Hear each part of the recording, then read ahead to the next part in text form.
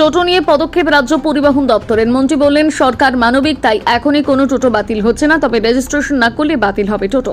30শে November পর্যন্ত টোটো রেজিস্ট্রেশনের deadline বেঁধে দিয়েছে রাজ্য সরকার। রাজ্য সহ জেলায় দিন দিন বেড়ে চলেছে অবৈধ টোটোর সংখ্যা, ফলে যানজট তৈরি হচ্ছে শহরে। রাজ্য জুড়ে বিভিন্ন জায়গায় বেআইনিভাবে তৈরি হচ্ছে টোটো, যেগুলোর কোনো চেসিস নম্বর থেকে ইঞ্জিন নম্বর এবং টিসিআর অথবা ফিটনেস কিছুই নেই। ফলে যাত্রী নিয়ে রাস্তায় চলাচল করলে নিরাপত্তা প্রশ্ন থেকে যায়। টোটো নিয়ে গত 9 অক্টোবর রাজ্য সরকারের তরফে এক নির্দেশিকা জারি করা হয়। তাতে বলা হয় 30শে নভেম্বরের মধ্যে সমস্ত টোটোকে রেজিস্ট্রেশন করতে হবে এবং 30শে নভেম্বরের পর যে সমস্ত টোটো রেজিস্ট্রেশন থাকবে না সেগুলো বাতিল হয়ে যাবে। যদিও সরকারি এই নির্দেশনামা সম্বন্ধে অবগত নয় জেলা টোটো চালকরা। জেলা প্রশাসনের তরফে কোনো প্রচারও চোখে পড়ছে না। কিভাবে রেজিস্ট্রেশন হবে সে বিষয়ে অবগত করা হয়নি টোটো ইউনিয়নদের। জেলা প্রশাসন সূত্রে খবর, গত সোমবার হুগলি আরটিও দপ্তরের এই রিক্সা প্রস্তুতকারকদের নিয়ে একটি বৈঠক হয়। তবে সাধারণ টোটো চালকদের মধ্যে রেজিস্ট্রেশন নিয়ে বিভ্রান্তি রয়েছে। রাজ্যের পরিবহন মন্ত্রী স্নেহাশিস চক্রবর্তী বলেন, টোটোকে সরকারি পরিবহন আইনের আওতায় আনতে রেজিস্ট্রেশনের পদক্ষেপ নেওয়া হয়েছে। সময় বেঁধে দেওয়া হয়েছে 30শে নভেম্বর পর্যন্ত। তবে গরিব মানুষের রুটি রুজির কথা মাথায় রেখে যে সমস্ত টোটোর ইঞ্জিন নম্বর এবং চেসিস নম্বর নেই সেগুলো এখনই বাতিল করা হচ্ছে না। এইটাতে আপনাদের কি বক্তব্য? মানে আপনারা তো আমি প্রথমেই আমাদের রাজ্যের মাননীয় মন্ত্রী ট্রান্সপোর্ট ডিপার্টমেন্ট স্নেহাশিস চক্রবর্তী মহাশয়কে ধন্যবাদ জানাবো। আমরা আমাদের association Bengal electric vehicle association, যেখানে ওয়েস্ট বেঙ্গলের ম্যানুফ্যাকচার ইউনিট যত আছে এবং ডিলার, এরা সবাই মিলে একটা সংগঠন তৈরি হয়েছে, যেটা ওনার হাত ধরেই সংগঠনটা তৈরি হয়েছিল 2 বছর আগে। তো আমরা অনেকবার ডিপার্টমেন্টকে জানিয়েছিলাম যে অনেক ইনলিগালি টোটো বিভিন্ন জায়গায় তৈরি হচ্ছে, যেটা গভর্নমেন্ট অ্যাপ্রুভ নয়। তো এর এগেনস্টে ব্যবস্থা নেওয়ার জন্য তো অনেক দিন বাদে একটা খুব সুন্দর অর্ডার উনি করেছেন, যেটার মাধ্যমে একটা সিস্টেমেটিক্যালি জিনিস তৈরি হবে বলে আমরা মনে করি। টোটোকে অ্যাকচুয়ালি টোটো নিষিদ্ধ একটা যানবাহন, যেটা কোনো রকম গভর্নমেন্ট অ্যাপ্রুভ নয় এবং সেটা রাস্তায় কোনোভাবে চলতেও পারে না। তার কারণ তার মধ্যে চ্যাসিস নাম্বার, মোটর নাম্বার এবং গুণগত মান যেটা হয় অ্যাপ্রুভ গাড়িতে, সেটাও নেই। এর ফলে যাত্রী তাদের জীবনহানির একটা আশঙ্কা থেকে যায়। এইসব কারণে চলা কঠোরভাবে নিষিদ্ধ। কিন্তু যেহেতু আমাদের রাজ্যে অনেক গরিব লোক, তারা এই গাড়িগুলো শিকার হয়ে গেছে। কিছু অসৎ ব্যবসায়ী তারা বিভিন্নভাবে এই গাড়িগুলোকে বিক্রি করেছে। তার ফলে কি হয়েছে, তার একটা বৃহৎ সংখ্যক এই টোটোতে আবদ্ধ হয়ে গেছে। তো গভর্নমেন্ট অনেক ভাবনা চিন্তা করে তাদেরকে একটা টাইম দিয়েছে।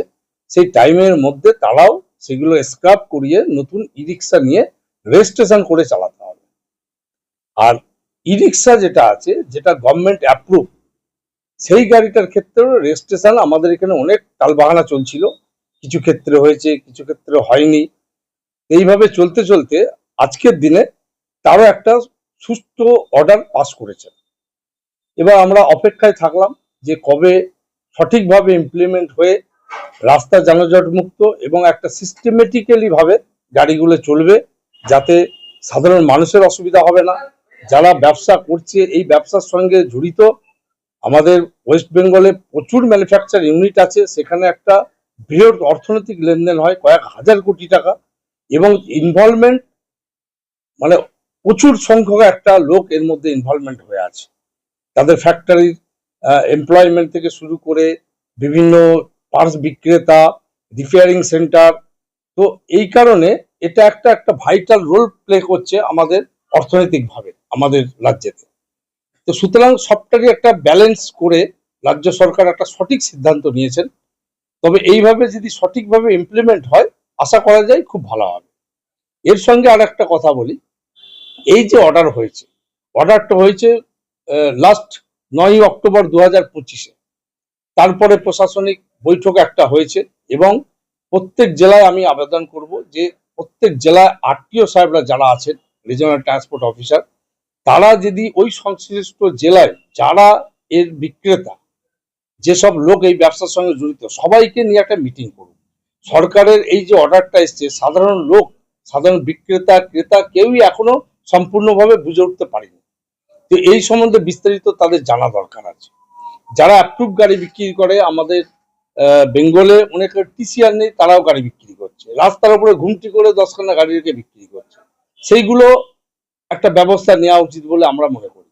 যারা লিগালি করছে তাদেরকে সুন্দরভাবে তার জায়গাটা ঠিকঠাক ব্যবসা করার জন্য হ্যাম্পার করছে এই অসাধু কিছু লোক, তার মধ্যে জিনিসটা বিক্ষিপ্ত করে দিচ্ছে এবং তার ফলে কি হচ্ছে, রেজিস্ট্রেশনে ধাক্কা খাচ্ছে বা বিভিন্ন রকম প্রবলেম অ্যারাইজ করছে।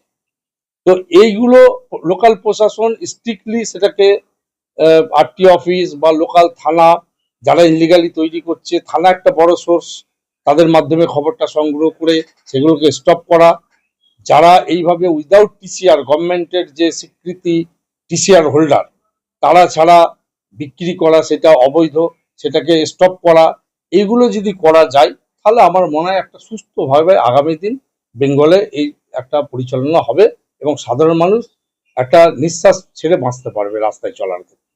এর প্রচারের এখানে আমি একটা জিনিস খামতি দেখতে পাচ্ছি যে এই অর্ডারের পরে প্রচার ব্যবস্থা প্রশাসনের তরফ থেকে জেলা ওয়াইজে যেটা করা উচিত সেটা এখনো আমার চোখে পড়েনি। জেলা প্রশাসন এই জন্য একটা বড় ক্যাম্প করে প্রচার ব্যবস্থা, মাইকিং করা, লিফলেটিং করা, সাধারণ মানুষকে যারা এই গাড়ি ব্যবহার করছে তাদেরকে একটা বার্তা অবশ্যই দেওয়া উচিত। না হলে তারা জানি না যে এত বড় সুন্দর একটা অর্ডার আছে, যেটার ফলে আমরা টোটো চালকরাও, তাদেরও গভর্নমেন্টের উদ্দেশ্য যে সবাই ভালোভাবে থাক, কিন্তু সিস্টেমেটিক্যালি থাক, আইনের মাধ্যমে থাক।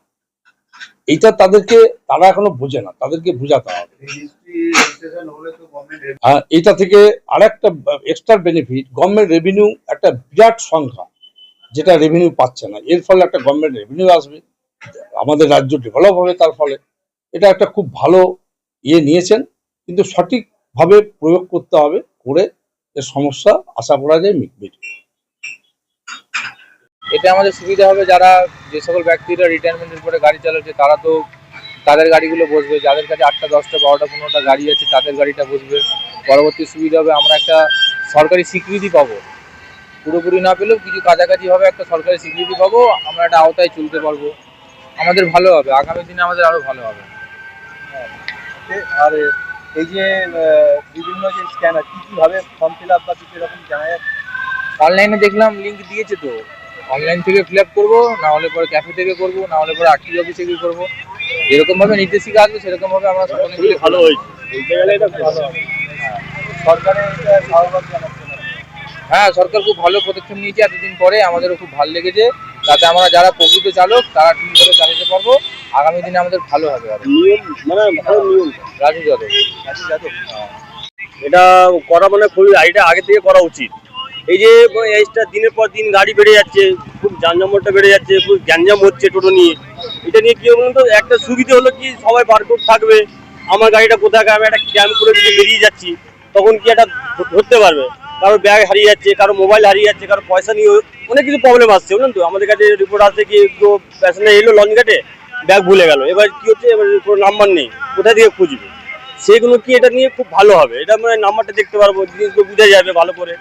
একটা লাইন দিয়ে গাড়ি চলতে হবে, কোন এরিয়া গাড়ি চলবে, কোন জায়গাটায় গেলে ভালো হবে, সবাই একটা মানে প্রশাসন নিয়েছে দায়িত্বটা খুবই ভালো নিয়েছে।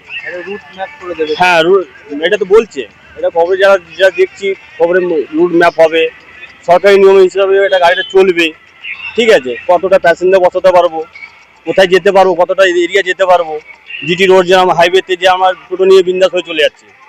অনেক কেউ আছে, আমি বলি আর অনেক কেউ আছে যে হাইওয়েতে যাচ্ছি, তো হাইওয়েতে আমাদের গাড়ি চালানোর নিয়ম নেই, আমাদের লোকাল রাস্তা গুলির রাস্তা দিয়ে যাওয়া উচিত, তাই তো নাকি?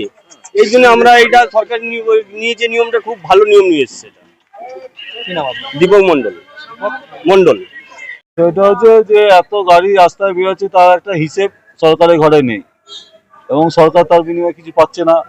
বে হিসেবে গাড়ি বেরিয়ে যাচ্ছে রাস্তাঘাটে, তার যে যানজট সৃষ্টি হচ্ছে, অ্যাক্সিডেন্ট হচ্ছে, লোকের অসুবিধা হচ্ছে। সেই জন্য সরকার থেকে যাতে এইটা না হয়, এবং যারা অ্যাক্সিডেন্ট করছে বা অবৈধ গাড়ি ঘুরে বেড়াচ্ছে, এবং এমন লোক আছে যাদের 10-12টা করে গাড়ি আছে, তারা নিজেরা চালায় না, জমা দিয়ে চালায়, তারা হয়তো পয়সা আছে, যাদের গরিব মানুষ, যারা দিন খাওয়া যাদের একটা করে গাড়ি হলেও চলে, সেটা হচ্ছে না। অনেক লোক আছে যাদের 10-12টা করে গাড়ি আছে, এবং আমাদের তো প্রথম আমার গাড়ি বলতে গেলে পার্সোনালি বলছে, আমার গাড়ি একটা পুরোনো গাড়ি ছিল, তখন বললো যে রেজিস্ট্রেশন করতে হবে, নাম্বার প্লেট লাগাতে হবে, আরটিও থেকে বললো। আরটিও থেকে বলার পর আমরা ওই গাড়িটা খাতায় দিয়ে, কাটাই দিলাম, বিক্রি করিনি, খাতায় দিয়ে নতুন গাড়ি নিয়েছিলাম আজ থেকে 8-9 বছর আগে। নেওয়ার পর তার সিএফ হলো, তার ইন্স্যুরেন্স হলো, তার ট্যাক্স হলো, সবই হলো, বছর 2 দেওয়াও হলো। তারপর আস্তে আস্তে সেটা বন্ধ হয়ে গেল। দেখা যাচ্ছে নম্বর প্লেট হওয়া গাড়িও চলছে, আর যারা ট্যাক্স দিচ্ছে না তারাও চলছে। এবং আমার এক বন্ধুকে এরকম ট্যাক্সটা সাধারণত একবার ফেল হয়েছিল, সে বললো স্যার আমার তো একবার ফেল হয়েছে, যাদের তো ট্যাক্স ছাড়া গাড়ি রাস্তা দিয়ে চলছে তারা তো আপনার সামনে দিয়ে বেরিয়ে যাচ্ছে, আপনি তো কিছু ব্যবস্থা দিচ্ছেন না। তা সেই অফিসার সেই সময় বললো যে তুই তো চিন্তা কর, ওকে চিন্তা করতে হবে না, মানে তুই তোর ট্যাক্সটা দে। মানে লোকের সামনে দেখছি লোক বেরিয়ে যাচ্ছে বিনা ট্যাক্স দিয়ে, তাকে ধরছে না, আর আমার ট্যাক্স একবার ফেল হয়েছে। এই যে মুখ্যমন্ত্রী এই উদ্যোগটা নিয়েছে, এটা কি সবাইকে একত্রে নিয়ে আসে আর এটা কি কতটা ভালো? হ্যাঁ ভালো, সবার যদি সুবিধা হয় আমারও সুবিধা হবে। সবাই যদি সুবিধা যে দিদি যেটা করেছে নিশ্চয়ই সব কিছু ভেবে চিন্তেই করেছে, যাতে সর্বসাধারণ কাউকে তো বসাবে বলছে না, বলছে যে এটা কোর্ট করে দেবে। এবং সরকার এই যে টোটোরা চালাচ্ছে তার বিনিময়ে তো সরকারের ঘরে কোনো পয়সা ঢুকছে না, তা বিনা পয়সা রাস্তা ইউজ করছে, যানজট সৃষ্টি হচ্ছে। এবং সরকারের খাতার লেখা নিয়ে যে কত করে গাড়ি, যেমন যাদের নাম্বার প্লেট আছে, অটো বলুন, টোটো বলুন, বাস বলুন, প্রত্যেকের একটা হিসাব আছে সরকারের ঘরে, এবং এত এত টোটো আছে, এত অটো টেকার আছে, এত। আমাদের তো টোটো তো আনলিমিটেড, এর তো কোনো হিসাব নেই, যখন যার ইচ্ছা হচ্ছে গাড়ি যাচ্ছে, দোকানে কিনছে, চলে আসছে। এটা যদি নিয়ন্ত্রণ করতে পারে পরবর্তীকালে তো সবাই ভালো হবে, আমারও ভালো হবে। একটা বিধিনিষেধ মেনে চলবে, আমরাও চাই একটা বিধিনিষেধ মেনে চলুক সবাই, সরকারের কথা অনুযায়ী চলুক। আমরা প্রশাসনকে সবসময় হেল্প করতে চাই। আমরা প্রশাসন এর আগেও বলেছিলাম যে আমরা চুঁচুড়াতে বাস করি, চুঁচুড়াতে একটা নম্বর দিয়ে দিন আপনারা, তাহলে আপনার লোগো থাকলে চুঁচুড়ার লোক বুঝতে পারবেন যে হ্যাঁ এটা চুঁচুড়ার গাড়ি। এমন অনেক হচ্ছে বাইরে থেকে গাড়ি আসছে, সারাদিন এখানে খাচ্ছে, দিনের রাতে ওরা চলে যাচ্ছে, তারা না মানছে নিয়ম, না মানছে কানুন।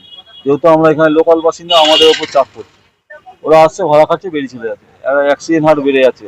সব বাচ্চা ছেলেগুলো গাড়ি চালাচ্ছে, কোনো কিছু মানছে না, যেখান দিয়ে পাচ্ছে সেখান দিয়ে গাড়ি গড়িয়ে চলে যাচ্ছে।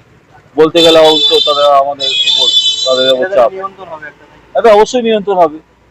এবং সংখ্যা কত আছে টোটো আমাদের, তাদের সংখ্যাটাও জানা যাবে। এবং বিনা এক একটা লোকে যে 10-12টা করে গাড়ি যেতে, তারা যে আর চালাতে পারবে না 10-12টা গাড়ি, একটা মানুষও একটা গাড়ি টোটো থাকবে, সেটাও সাধারণত কমবে কিছু গাড়ি। কি নাম আপনার? আমার নাম রাহুল দত্ত। রাহুল দত্ত। হ্যাঁ।